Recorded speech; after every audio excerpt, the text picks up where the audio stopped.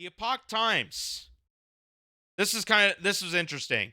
The Epoch Times. Hundreds of Ontario students suspended over vaccination status. What? Hundreds. Hundreds of Ontario elementary and secondary students have been suspended for not having up-to-date vaccination records. As of Monday, March 17th, 1,252 students in Hamilton remain suspended over their vaccination status, according to an email from the city of Hamilton.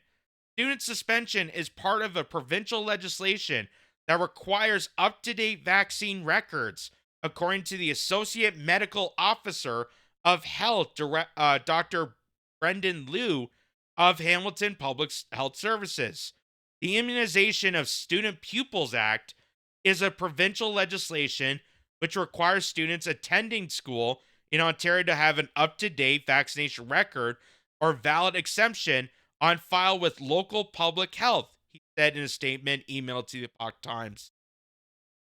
Enforcement under ISPA can include a suspension from school up to 20 school days or until public health receives and validates the necessary vaccination records or exemptions, he said.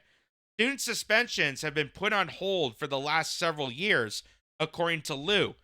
He said students with incomplete immunization records were last suspended during the 2018-2019 year. In the fall of 2024, 7,076 notices were sent to elementary students, 4,785 to secondary students, noting the students were either overdue for vaccinations or their immunization records were not up to date, the Windsor Ethics Health Unit said. As a result, the health authorities said that about 618 secondary students have been suspended and 129 elementary students remain suspended over incomplete immunization records as of March 17th. Elementary students were suspended on March 3rd. The health unit says that the deadline for students' immunization records was to be updated by March 13th. Students whose records were not updated with the WECHU, according to the ISPA, by this deadline will be suspended from school effective Monday, March 17, 2025, it said on its website. Students in the Wellington, Dufferin, and Guelph areas are also at risk of suspension. So why do you think all of a sudden there's a huge amount of incomplete immunization records for the first time I've ever seen in years? Why all of a sudden now that they're saying these students are being denied an education and being suspended, which I'm sure high schoolers are okay with, but elementary kids getting suspended all of a sudden?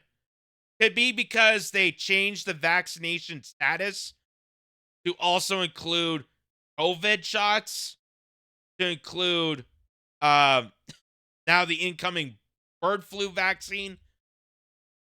Is that the case? Is that the case? Because why all of a sudden are they making these suspensions in 2025 when they had a pause over a few years now? The last time they had records was 2018, 2017, where there wasn't as many suspensions. Why would that be the case? Why would that be the case? So now they're stating, because of now the suspensions, now they're panicking and bashing parents of those students because Ontario is having its worst measles outbreak in almost 30 years.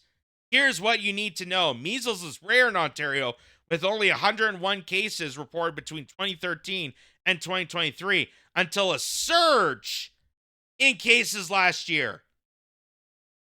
So now they're going to scare you with measles. There's a measles outbreak. So now all those kids have to be suspended. all the kids now have to be suspended because we're going to scare people with the measles outbreak. Another way to fearmonger people and deny people an education. So this guy, Isaac Baka, Ontario is currently experiencing a measles outbreak, with the vast majority of cases occurring in unvaccinated individuals who are eligible to receive the vaccine.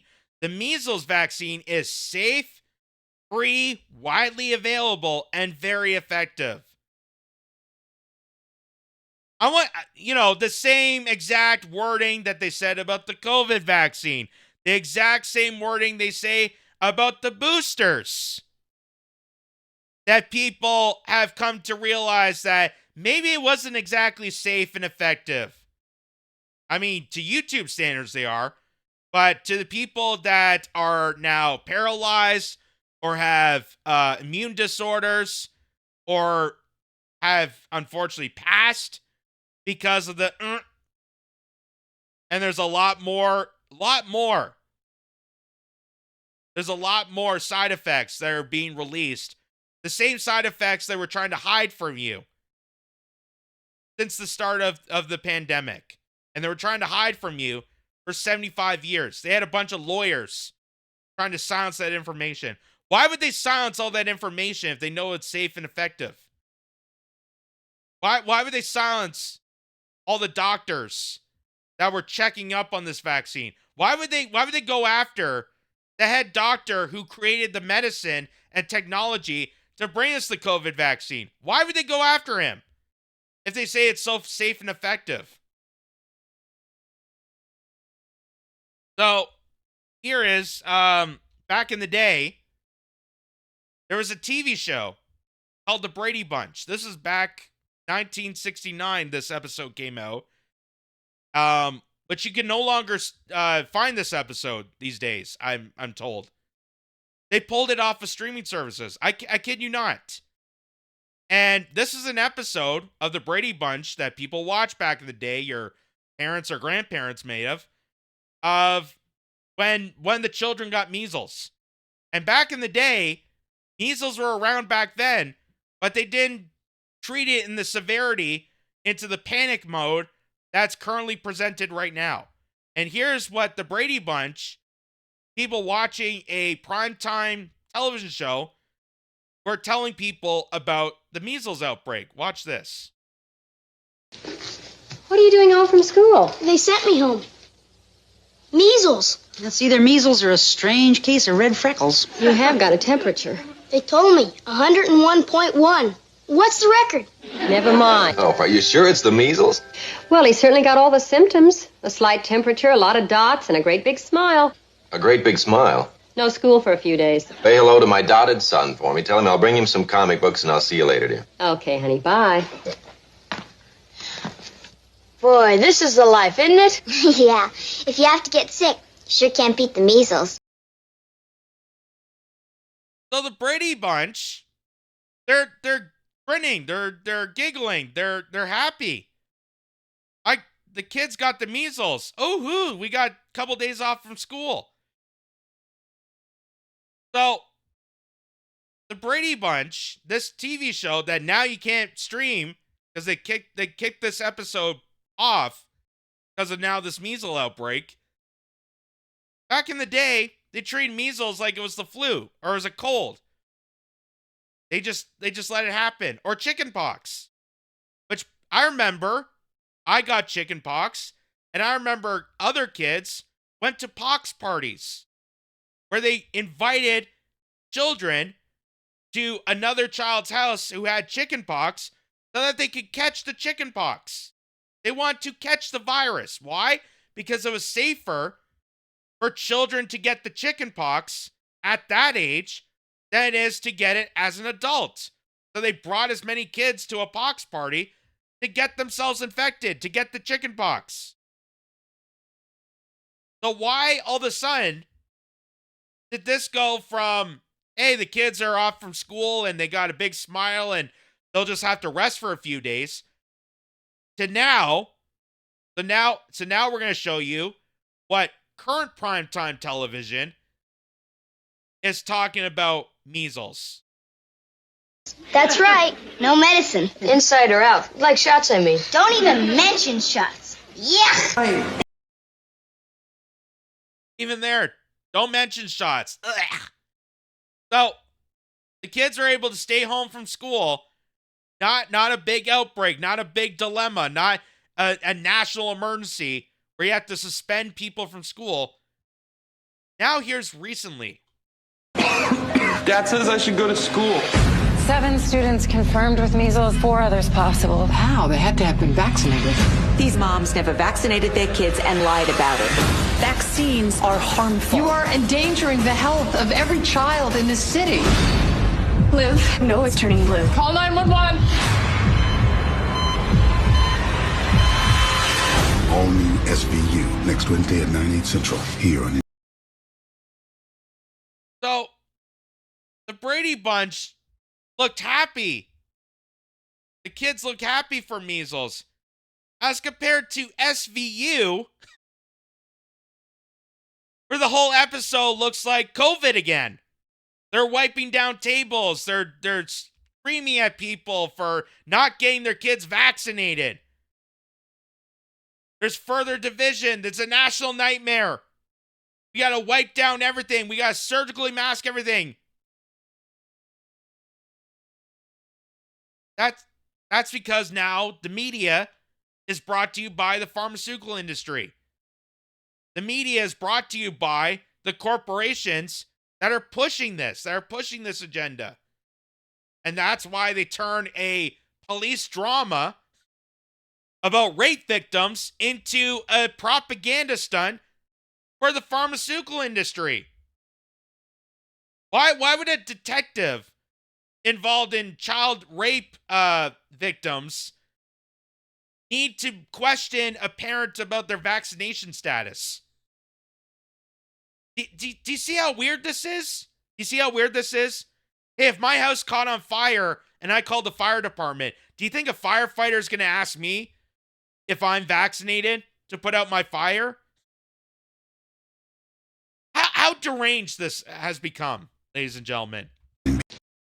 And Peter McCullough, who's a well-renowned doctor of the United States and very, very well known. He's been published numerous times in medical journals, who's been ousted because he's correct on the right side of things. Modern outbreaks of pertussis and measles are mild and occur partly in the fully vaccinated. So there is no evidence that uniform vaccination prevents outbreaks because they don't block transmission. And he's pointing to medical journals that point this out. Association between vaccine refusal and vaccine preventable diseases in the United States. A review of measles and how do you say that?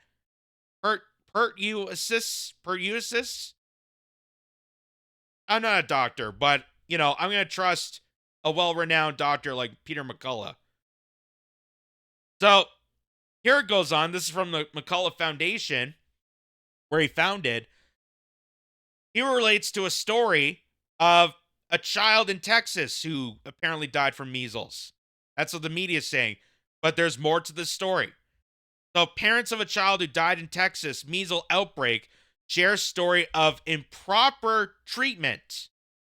As you hear the tragic story of Children's HD, that's the health defense, told by the Mennonite parents of a little girl who died of an inadequate treatment, secondary bacterial pneumonia, I wondered if there has been any been trials of early antibiotics to cover secondary bacterial pathogens complicating measles viral pneumonia.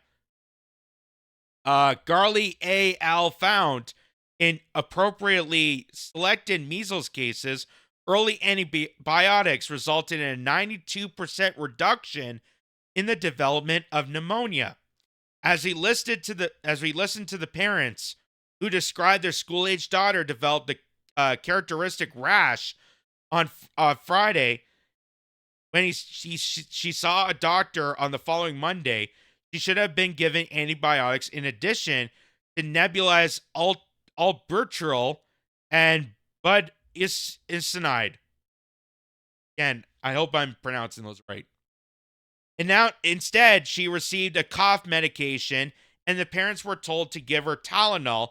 By the end of the week, she was in the emergency department, still given no nebulizers, received her antibiotics late, and died overnight on the mechanical ventilator. So, this is why they're covering up this story to push for more vaccinations for the pharmaceutical industry, but they don't tell you that this was because of improper medical procedure. And here's the parents in this interview here, speaking directly to the Children's Health Defense, who were at the hospital witnessing this and know that it was because of improper medical procedure that caused her death, not the fact that she got measles. That the Brady Bunch told us back in the day that it was very common and kids were happy about it. Watch this. Her fever didn't want to go away. She was having the fever still, and It's higher and getting higher and higher. And the fever. Yeah, and then I just noticed one morning that she was saying she was getting very tired, and I was just noticing her breathing wasn't normal. And that's when we just decided to go to the emergency and get it checked out. They were testing her, and they said that she had ammonia. And the left side of... On her left lung, yeah. Pneumonia. Yeah, pneumonia. Fluid on the lungs, yeah. right? Yeah. Okay. But they said that if it would get worse, they would probably drain the fluids and it would get better. But they never did. But I don't know why. No, they didn't tell us. Just before she got into ICU, that the one nurse mentioned, or she was talking about breathing treatments. But that's when they transferred her downstairs. And then I asked the nurse later if they were still going to do some breathing treatments, and she just said that it wasn't going to do her any good.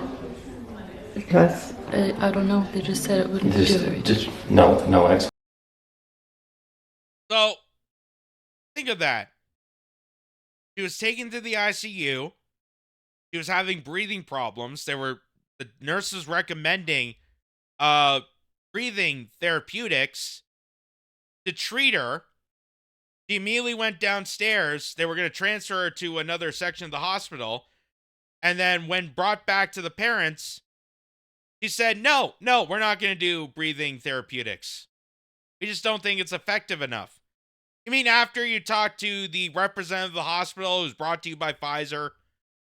You mean after you had a discussion from a lobby firm that was trying to push this in a direction for them, that purposely denied the proper access and care of this child to push a pharmaceutical agenda? Explanation. I just remember her before they wanted to put her on the ventilator, that she was very thirsty, right? Like she was very thirsty. Her mouth was all sticky, and I wanted to give her water, but they didn't let me.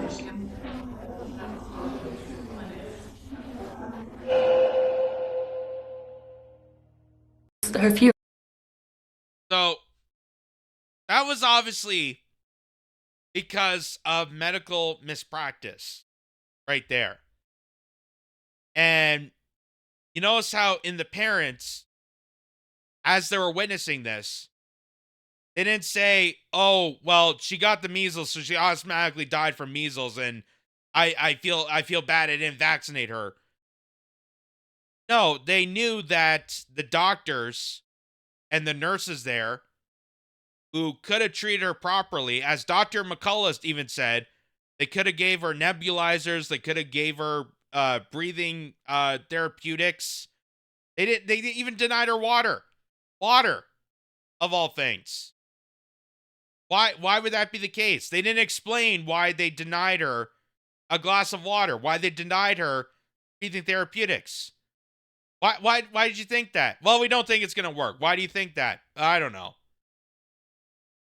So, Jamie Blue State points out, I have been told by our local health group in California that nebulizers are not used since COVID.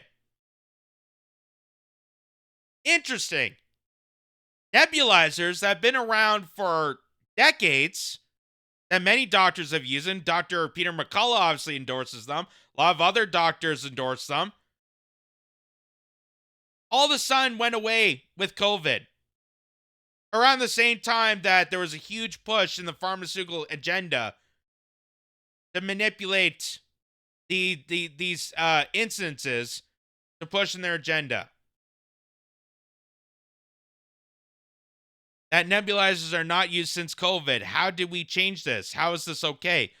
Another doctor, Mary Talley Bowden, says pneumonia is typically a consequence of medical neglect and death from pneumonia, even more so. So this doctor, an actual medical doctor, is stating that pneumonia, the death of pneumonia, is usually caused by medical neglect. That it's not usually caused by any other sort of virus or the measles outbreak. Pneumonia was caused by the fact that the nurses and doctors ignored protocol, ignored and neglected this child, and because of their malpractice, because of the neglect, she died in the hospital, and they're trying to publish this through the media as a measles problem. Oh, there's a measles outbreak. There's a child that died. No, the child died from pneumonia. The child died from pneumonia that they didn't treat properly. And this is from John Hopkins' study, suggests medical errors are third leading cause of death in the United States. Physicians advocate for changes in how deaths are reported.